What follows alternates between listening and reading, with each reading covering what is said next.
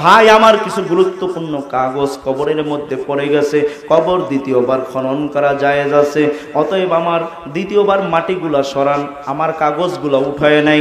এইবার হাজী ইমদাদুল্লাহ মুহাজিরে মক্কি রাহমাতুল্লাহি আলাইহি কবরের মধ্যে নামলেন। নাইমা দেখতেছে আল্লাহর ওলি, ওই দেখতেছে ওই মুরব্বির কবরটা জান্নাতের বাগান হয়ে গেছে। কবরের ভিতর দিয়ে এত সুগন্ধি, এত সুগন্ধি, এত সুগন্ধি, এত আতরের ঘ্রাণ হুজুরে আর কখনো পায় নাই। উপরে উঠে ডাক দিলেন, কে আসো? মাইয়াতের কে আসো? ছোট্ট একটা মেয়ে আইসা বলতেছে, হুজুর আমি আছি, আর কেউ নাই।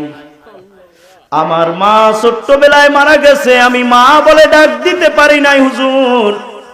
আমার বাবা এত গরিব ছিল, এত গরিব ছিল, মানুষের বাড়ি কাজ করত।